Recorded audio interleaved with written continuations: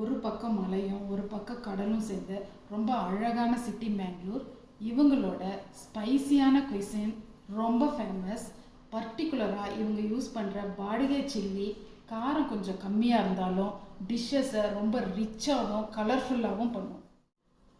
வாங்க ட்ரெண்டியான Mangalore style mutton ghee roast பண்ணலாம். Welcome back to my channel trend with Nisha. இதுக்கு தேவையான பொருட்கள்: மட்டன் 1/2 kg, தனியா, சோம்பு, ஜீரகம், மிளகு, நான் சொன்னேன் இல்லைங்களா பாடிகை சில்லி, இது பட்டை, கிராம்பு, ஏலக்காய், ஜாதிபத்திரி, பூண்டு, இஞ்சி, புளி ஒரு சின்ன துண்டு, இது அன்னாசி பூ 1, நெய், வெங்காயம், கருவேப்பிலை, இஞ்சி பூண்டு விழுது, கரம் மசாலா, மஞ்சள் தூள், தயிர், தேவையான அளவு உப்பு. ஒரு 2 டேபிள் ஸ்பூன் நெய் சேர்த்துக்கலாம். நெய் நல்லா மெல்ட் ஆனதும் இஞ்சி பூண்டு பேஸ்ட்டு இதில் சேர்த்துக்கலாம். இதில் மட்டன் சேர்த்துக்கலாம்.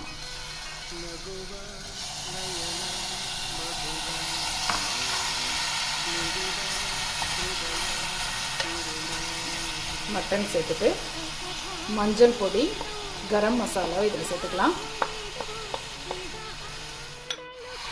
இந்த மசாலாவும் கறியும் நல்லா மிக்ஸ் ஆகிற வரைக்கும் நெய்யிலே ஒரு 2 நிமிஷம் நல்லா வதக்கிடுங்க.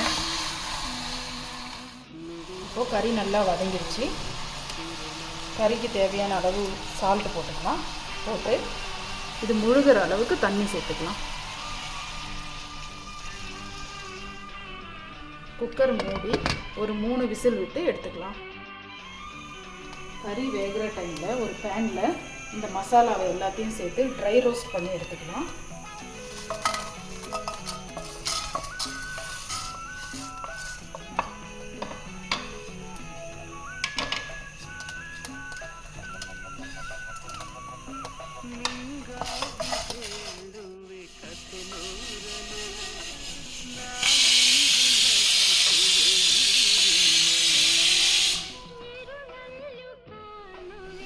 ரோஸ்ட் பண்ணியிருக்கிற எல்லா பொருளையும் மிக்சியில் சேர்த்து கொஞ்சமாக தண்ணி விட்டு அரைச்சி எடுத்துக்கலாம்.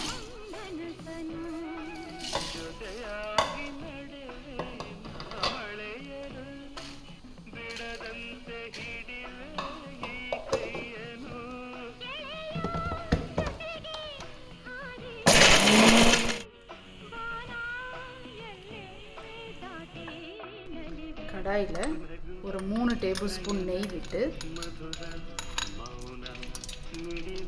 கட் பண்ணி வச்சுருக்கிற இந்த ஆனியனை சேர்த்து கண்ணாடி பதத்துக்கு வதக்கிக்கலாம்.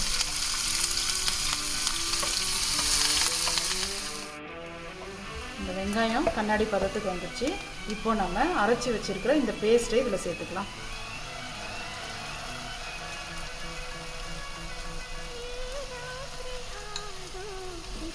பாருங்க எவ்வளோ கலர்ஃபுல்லாக இருக்குன்னு. இதில் சேர்த்து ஒரு 2 நிமிஷம் நல்லா கிளறி விடலாம். இந்த மசாலா நெய்யில் நல்லா மிக்ஸ் ஆனதுக்கப்புறமா எடுத்து வச்சுருக்கிற தயிர் இதில் சேர்த்துக்கலாம். தயிர் சேர்த்து இந்த மசாலாவுக்கு தேவையான அளவு உப்பு போடலாம். நம்ம ஏற்கனவே கறியிலையும் போட்டு வேக வச்சுருக்கோம். இந்த மசாலாவுக்கு தேவையான அளவு போட்டு நல்லா கிளறலாம். இப்போது கறி வேக வச்சுருக்கிற இந்த ப்ராத்தை இதில் ஆட் பண்ணிக்கலாம். இந்த மசாலா இந்த தண்ணியில் நல்லா வேகட்டும்.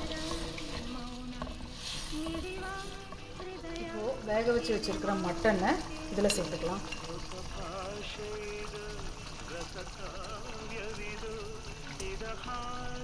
நல்லா சேர்த்து தண்ணி நல்லா சுண்டற வரைக்கும் நல்லா கிளறிக்கலாம். ஒரு 2லேருந்து 3 நிமிஷம் வரைக்கும் இதை மிக்ஸ் பண்ணி விடுங்க. இந்த பதத்துக்கு தண்ணியெல்லாம் சுண்டி கறி வெந்ததும் ஆஃப் பண்ணிவிடுங்க. ஆஃப் பண்ணிவிட்டு கருவேப்பிலையை தூவி விட்டுக்கலாம். ட்ரெண்டிங்கான Mangalore style mutton ghee roast ready ஆயிடுச்சு. இது ஒயிட் ரைஸோட புல்காவோட ரொம்ப நல்ல காம்பினேஷன். இதை கண்டிப்பாக உங்கள் வீட்டில் ட்ரை பண்ணி உங்களோட எக்ஸ்பீரியன்ஸை கமெண்ட் செக்ஷனில் ஷேர் பண்ணுங்கள்.